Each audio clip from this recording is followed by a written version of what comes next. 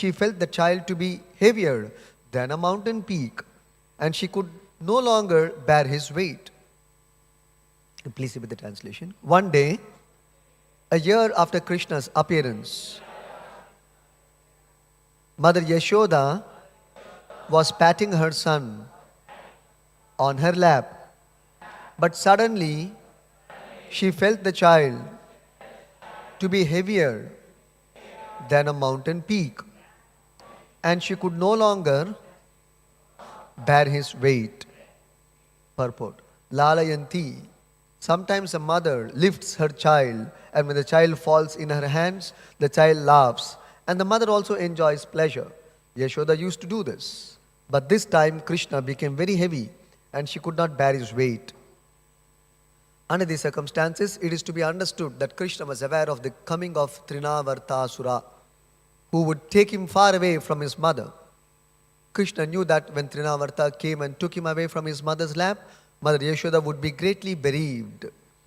He did not want his mother to suffer any difficulty from the demon. Therefore, because he is the source of everything, Janmadi Asya Yataha, he assumed the heaviness of the entire universe.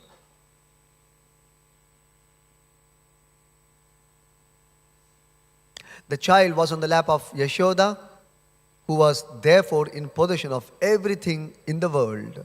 But when the child assumed such heaviness, she had to put him down in order to give Trinavartasura an opportunity to take him away and play with him for some time before the child returned to the lap of his mother. Thus ends the Bhaktivinoda purport and translation to Canto 10, Chapter 7, Text 18 of Srimad Bhagavatam. Om Ajnanatimirandasya Jnananjanashalakaya Chakshurunmilitam Yena Tasmai Shri Gurave Namaha. Namo Vishnu Padaya Krishna Preshtaya Bhutale Srimate Bhakti Vedanta Swami Niti Namine. Namaste Saraswate Deve Gauravani Pacharine Nirvishesha Shunyavadi Paschati Deshatarine. Jai Shri Krishna Chaitanya Prabhu Nityananda Shri Advaita Gadadhara Shri Vasadi Gaura Bhakta Vrinda. Hare Krishna Krishna Krishna Hare Hare, Hare Rama Rama Rama Hare Hare.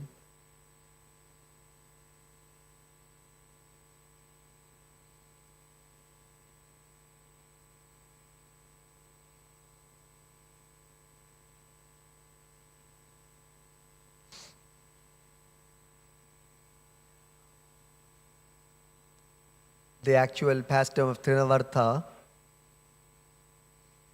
begins from this verse in this chapter. So this verse sets the scene for Krishna killing the demon Trinavarta, who came in the form of a whirlwind. We'll see that shortly. So, Ekada, one day, estimated to be about a year after Krishna's birth. So that means the killing of Trinavarta or the pastime of Trinavarta happened when Krishna was 1 year old. So Ekada, Krishna was 1 year old. One day, Aroham Arudham Lalayanti Sutam Sati. When Mother Yashoda Sutam Sati, she was Lalayanti, patting her son on her lap. Aroham Arudham. Krishna was placed on Mother Yashoda's lap. He was sitting on Mother Yashoda's lap and she was patting him. Just like every mother also pat their children. And the purport Prabhupada explains more details than what is mentioned in the translation. And what was she doing with her baby Krishna?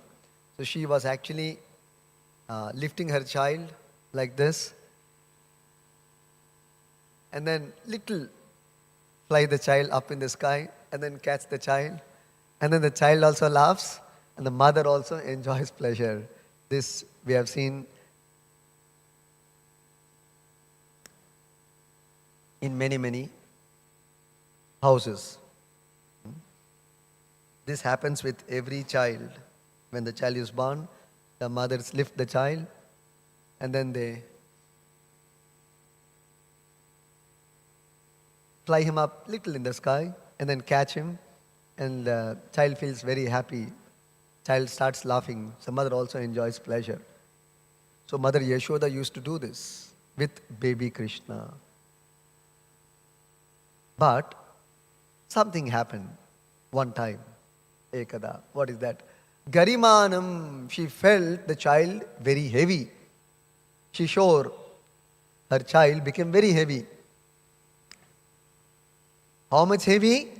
Girikotavat, like the weight of a mountain peak. Naturally, vodum na sehe, she could not bear that weight of her child.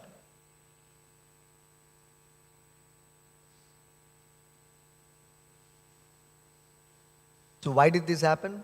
Prabhupada explains the purport very interestingly. That actually Krishna already knew that very soon Trinavarta is going to come and again cause some disturbance to him and to his parents by taking away Krishna. So Krishna did not want that Mother Yashoda become unhappy from separation from him and the disturbance caused by Trinavarta. So therefore, Krishna purposely became very heavy, like that of a mountain peak. So he did not want his mother to suffer any difficulty from the demon. Therefore, he became very heavy, and naturally Mother Yashoda will think, okay, why he became heavy, that she thought in a different way. What is that? We'll see in the next words, in the next class. Let it be a little surprise. What was Mother Yashoda's thinking? How could my child become so heavy? Like that of a mountain peak? She had her own reasoning anyway. Very funny reasoning. We'll see that next verse. Anyway, he was very heavy and therefore she placed the child on the ground.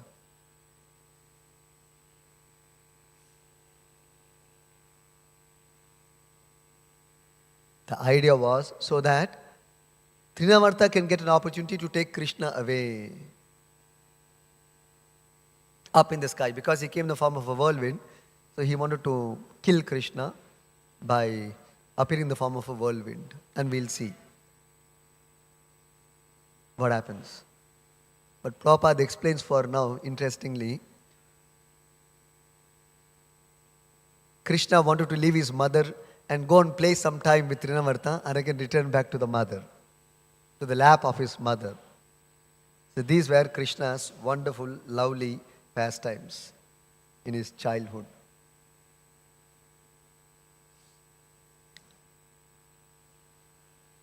So there are many interesting things to note from this verse. One thing is, we see from the beginning, when Krishna was about 3 months old, or even before 3 months, Krishna was just born. You can see all the symptoms of the Supreme Lord present in Krishna. It is not that God becomes God by some practice, by some meditation, by some austerity, by acquiring some mystic power. He acquires immeasurable strength. It's not like that. The Lord naturally possesses all transcendental qualities. And He possesses all qualities of that of the Supreme Lord also. It is natural. So when Krishna was born, just born in the prison house of Mathura, we can see how, although his father and mother, Devaki and Vasudeva, they were imprisoned. Actually, Devaki and Vasudeva were chained and the prison doors were locked also. And there were doorkeepers in the prison house. But mystically, the doorkeepers felt asleep. The doors, the prison house doors opened by itself. And Nanda and Yashoda, they were shackled with chains. So at least Nanda Maharaj, Vasudeva and Devaki were also shackled with chain. And Vasudeva's shackle opened up by itself. And all through the palace, as he was coming out from the prison house, nobody detected him because everybody felt asleep.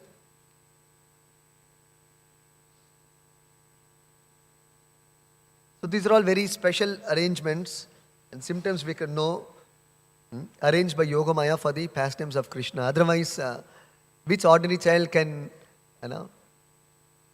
we experience all these things? Not possible.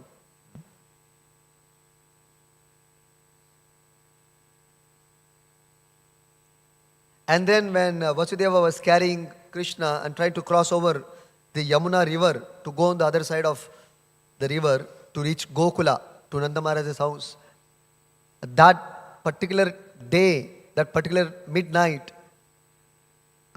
Yamuna was very fierce and flooding actually.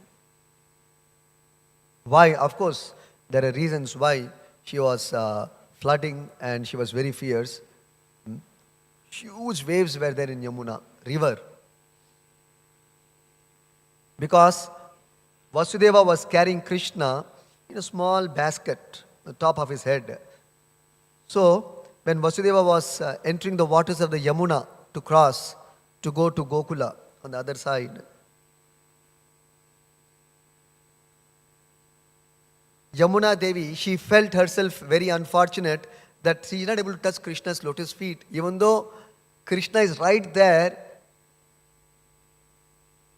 somehow Vasudeva is kept on his top part of his head, carrying Krishna like this. So where the opportunity for her to touch Krishna's lotus feet? Therefore, she was actually overflowing. So that her waters will somehow touch Krishna's feet. That was the idea. These are all very ordinary things. Right from the birth of Lord Krishna, everything is extraordinary.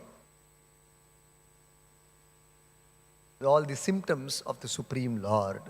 You cannot see any such symptoms in any ordinary human being. Or people who claim to be God falsely. You can't see any of these symptoms in their life. Any of these lakshanas, any of these instances, you will not observe any of these things. Everything about the Supreme Lord is mystical, extraordinary. Then even after Krishna reached Gokula,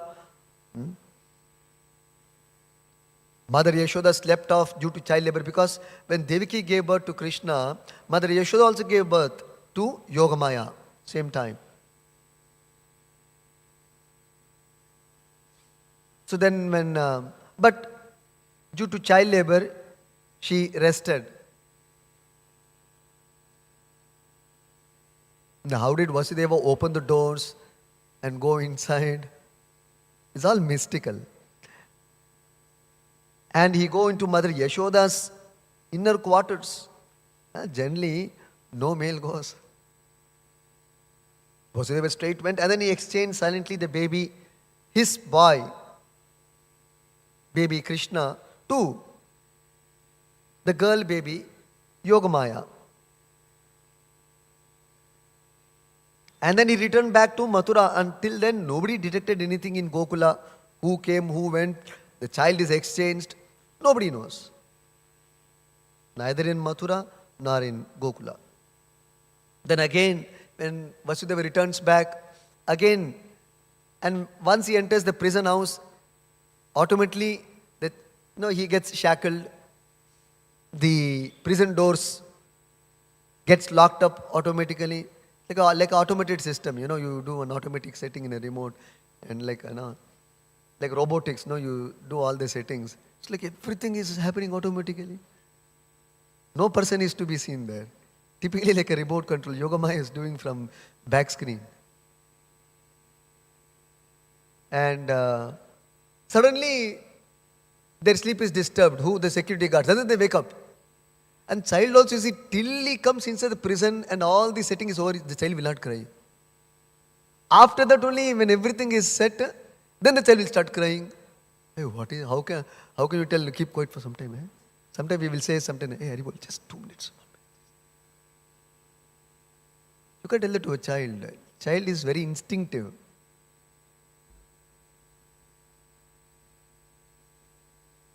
Whenever it feels, it will cry.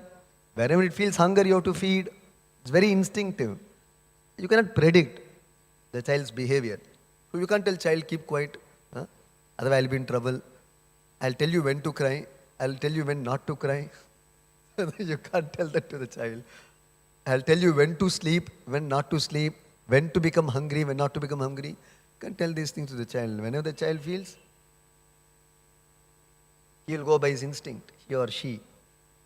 So, after all the setting is done, then the child starts crying. Then the guards are alerted. And then they go and inform Kamsa. See? Like that.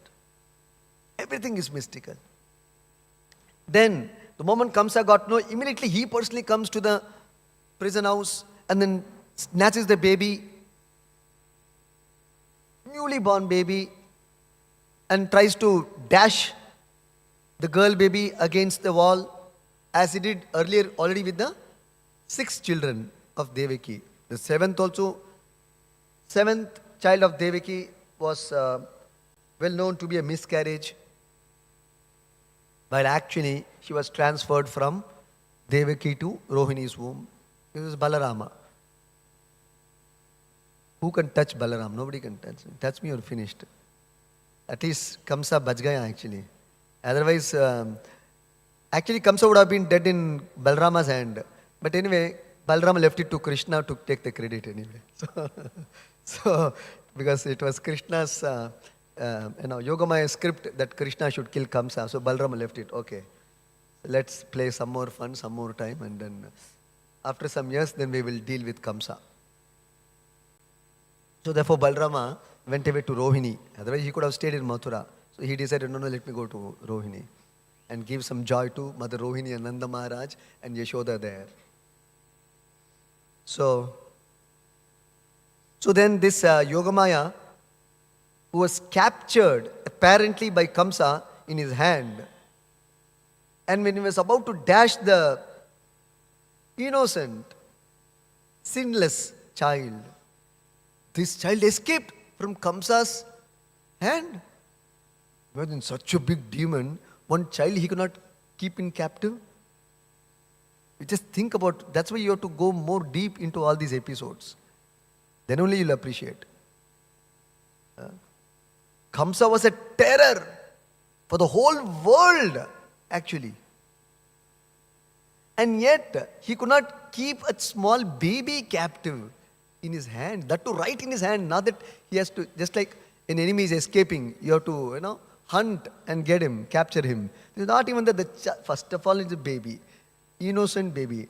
And a girl baby. Not even a boy, maybe he will become a powerful Kshatriya tomorrow. A girl baby doesn't become a Kshatriya like that. Small baby, just born and hold in hand like this. And a big demon like Kamsa. And she escaped. What a joke, what an embarrassment for Kamsa also. Somebody says, ಒಂದು ಮಗು ಇಟ್ಕೊಳ್ಳಿಕ್ಕೆ ಗೊತ್ತಿಲ್ಲ ನಿನಗೆ, ನೀನು ಸಾಯಿಸ್ತೀಯ, ಹೋಗು. Isn't it? One child you cannot keep. And you think you're going to kill Krishna, her boss. Just like generally kings, they'll send the soldiers, commanders. Them only the opposite king cannot deal. You want me to come personally? Got the point? Suppose you are a king, I am a king, and you have come to attack me, but you are too powerful. So you will send your chelas, your assistants you will send. Go finish up that king and come. Like that. And then if I can't face that king only, and then if I send a word, hey, where is your king? He's afraid of me? Sir, first you handle me. After that, my master will come. So you can't even handle me. You expect my master to come personally. So like that, Yogamaya's boss is Krishna. And this person wants to kill Krishna. How is it possible? So, anyway. So time and again we can always see the Lord exhibited His supremacy, but whenever needed. Otherwise, just to increase the pleasure of His devotees, He relates with the devotees in a very loving manner, which is natural for the Supreme Personality of Godhead. The primary character and unique feature of the Supreme Personality of Godhead, Krishna, is one of love. Then comes every other quality of the Lord. His power, His strength, His knowledge, His fame, His beauty, all comes later. But the first primary, most attractive feature of the Supreme Personality of Godhead, Krishna, is His loving feature. That love dominates in Krishna. And the kind of love which the Lord Krishna exhibits, no other personality of Godhead, who is also Krishna Himself, but in other moods, other forms, they don't exhibit that extent of love. Therefore, Rupa Goswami has analyzed this. He has done an investigation and have analyzed technically what is unique in this personality of Godhead, Krishna. 4 things he has investigated. One of them is His loving feature. He is always surrounded by loving devotees who are very much attracted by His love. This is one of those 4 things which Rupa Goswami has explained.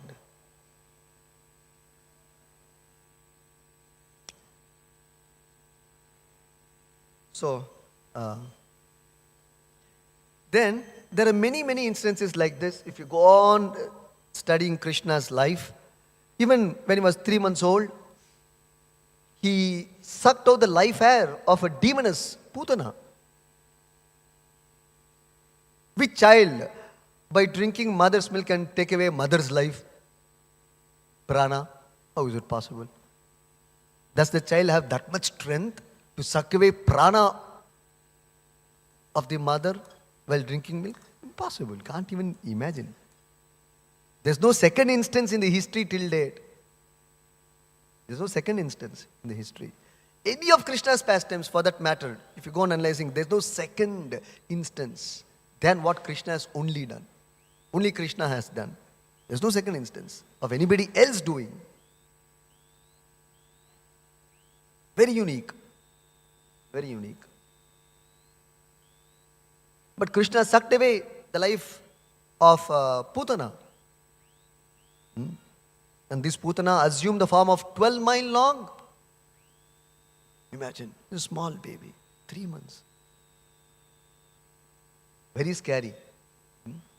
And Krishna is not afraid when the demons, by the use of mystic power, they can transform themselves to different kinds of forms. This is one particular siddhi where you can change forms as per your wish and will. You can keep changing forms. One particular siddhi is there. So these, all the demons sent by Kamsa had all those siddhis. So Putana had that siddhi and she transformed herself into a very young, beautiful looking woman. But they cannot disclose their original nature when the mystic power is taken away. So when Krishna sucked out her life, her real feature manifested as a demoness, as a witch. Very ugly, fearful, terrible looking form. Very ugly.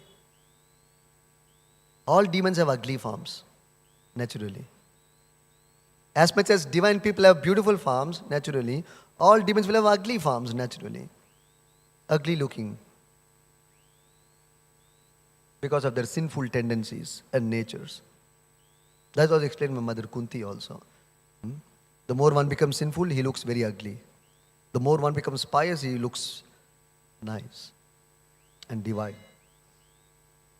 So, then, when Putana died, then after that, Krishna also killed Bakasura.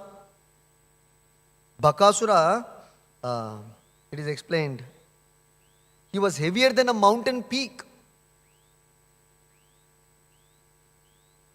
And we know Bakasura, one another demon.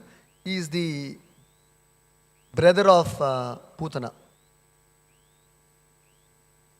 So Krishna killed this Bakasura also. He came in the form of a Baka, means duck. He expanded his beaks.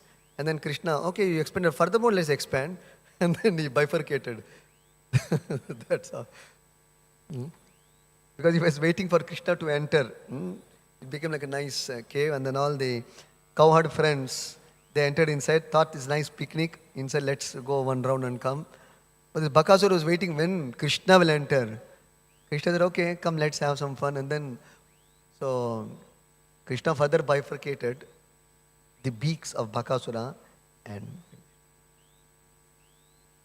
anyway.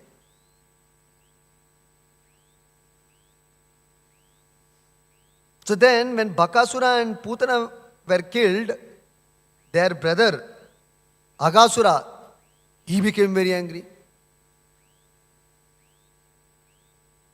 All demons will be friends, no? Because you can't have a divine person who is your friend. All the circle, all you can. Once you're a demon, you can list your circle. All of them will be like that, Rakshasas only. And perhaps family members. And in this case, actually it is family members also. So then Agasura, they became very, very angry. And then Agasura, he assumed the form of 8-mile long fat serpent.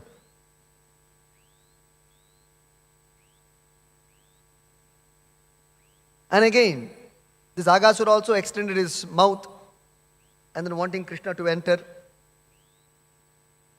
And then anyway, Krishna killed Agasura also. So very, scary. One small, few days back we had been to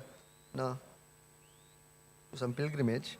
And then we were just going to the flower garden of this Ananta Padmanabha Swami temple. I and one devotee, we were going. And we went to see the flower garden. Suddenly one snake just came. It was supposed to, looks like the devotee said, Prabhu, it's a cobra. And I didn't even observe it. It was behind me, side of me. We both were walking. It just came and then it just went away.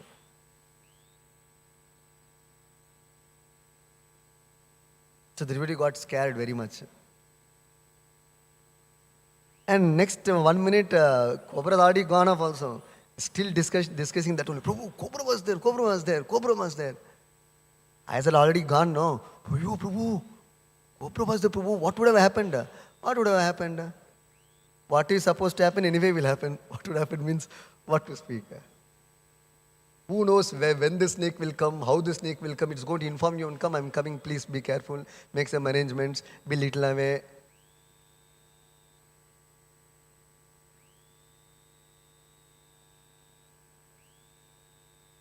Don't bother, I say. What to do anyway?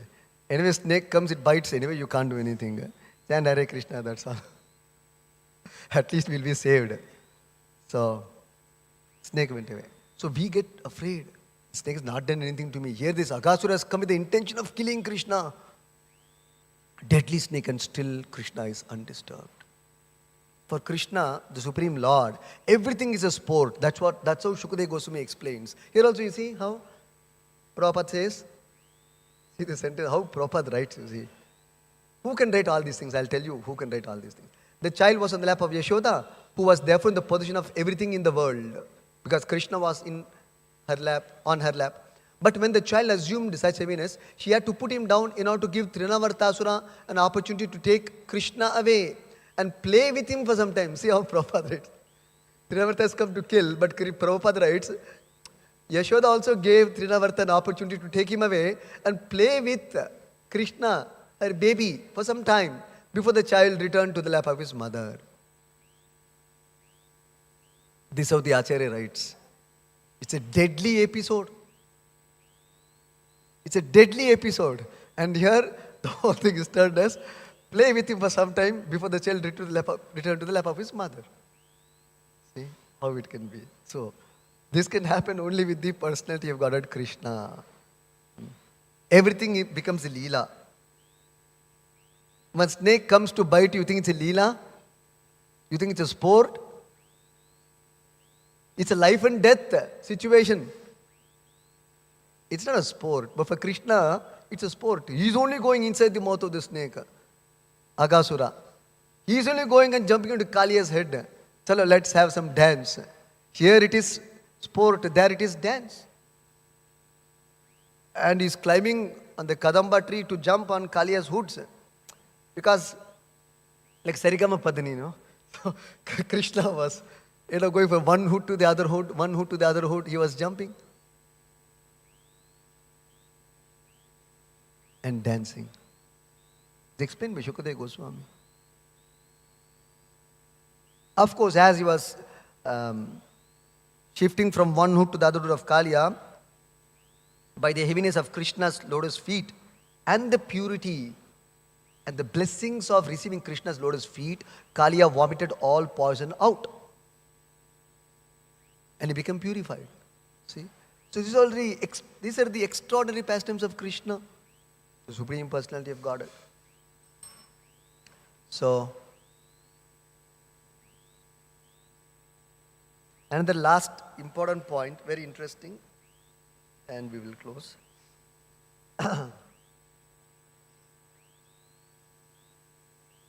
Very important point as far as all of us in this world are concerned. What is that? That is the another focus of this verse. Lalayanti. This is the special word in this verse. Prabhupada explains what is Lalayanti. Lalayanti means to actually pat the child. It also means many things. One of the many things Prabhupada explains in the purport. Sometimes a mother lifts her child. When the child falls in her hand, the child laughs. And the mother also enjoys pleasure. So, the main important point to note in this is, Mother Yashoda regularly used to lift baby Krishna and put him up in the sky and catch him and little shake him also. The child feels very nice. We have seen that even mothers do that, right? Child feels very nice, mother also feels very nice. So what do these things indicate basically? These are not symbolic, huh? Actually these things happened. Actually Mother Yashoda did that, and actually Krishna felt pleasure, Krishna laughed, Mother Yashoda also enjoyed pleasure. These are all actual episodes, instances which had taken place 5,000 years back, right here in Uttar Pradesh, in Mathura district, in Gokula, Vrindavana. So that means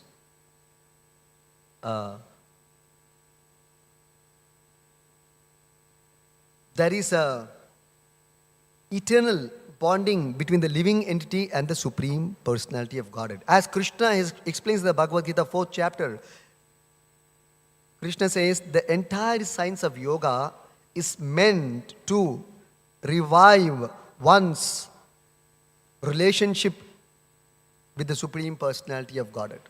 That is yoga. And Bhagavad Gita intends to explain this yoga, this science of yoga, of establishing one's relationship with the Supreme Personality of Godhead. And that relationship primarily is in 5 ways: Shanta, Dasa, Sakya, Vatsalya, and Madhurya. Neutral relationship between the living entities and the Lord, or in a mood of servitude, or in a friendly relation, or in a parental relation, or in a loving relation. In any case, every living entity is connected with the Supreme Lord eternally in love. Not formally. In love. Every living entity is in love with the Supreme Lord. As much as every child biologically, psychologically is in love with his or her parent. That's a fact. Similarly, every mother, father is in love with their children. Biologically, psychologically, instinctively. That's how nature has made it.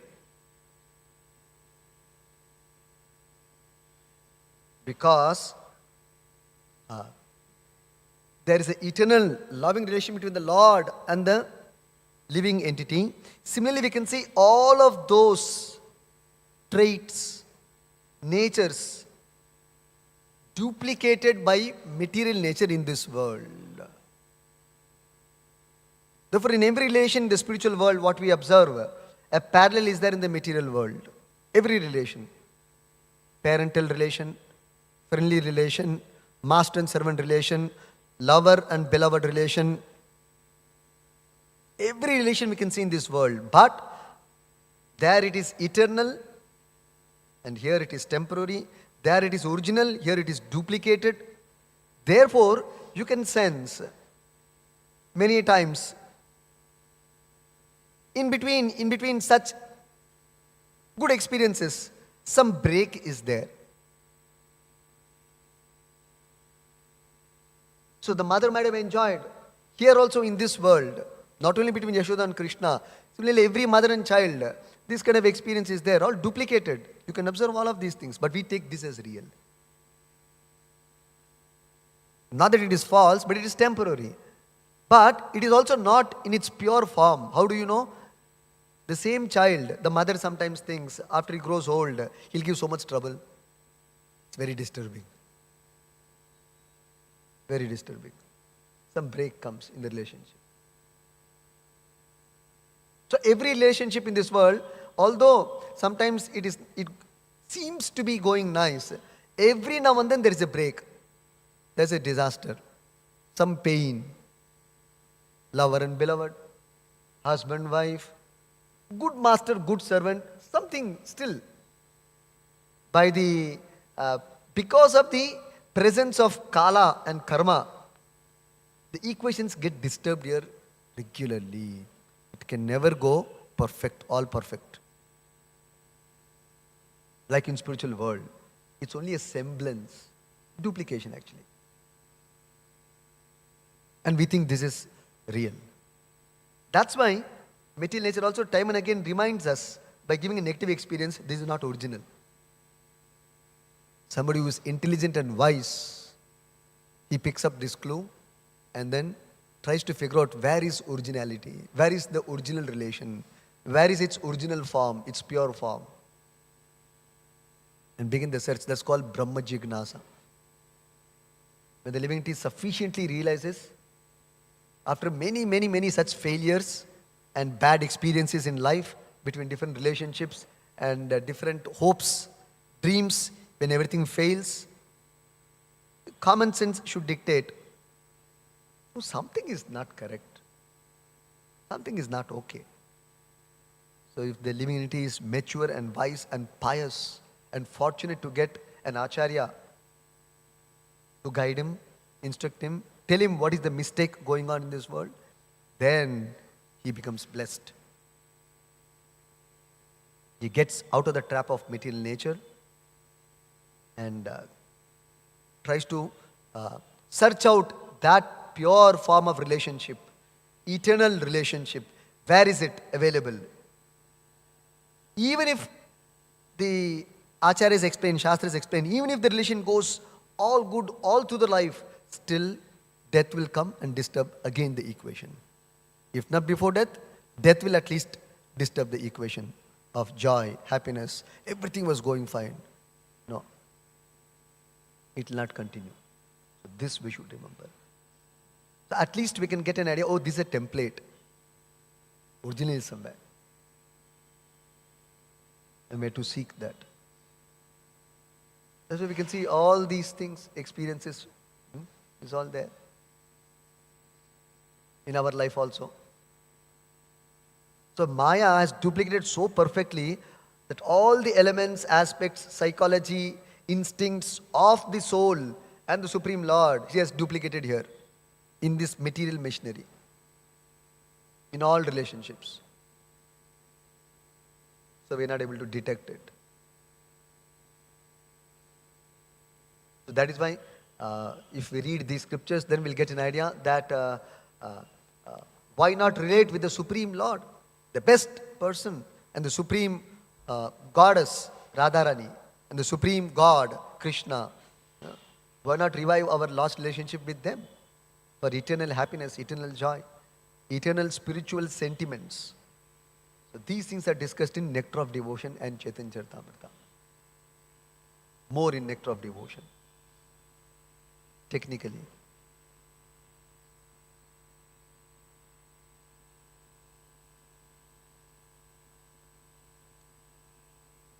So that's why Krishna is coming to this world, enacting these pastimes to give us an indication you can have such relationships and sentiments either with your lover or beloved or with your master or a servant or with a parent and children. You can have all of that with me or with my devotees in the spiritual world.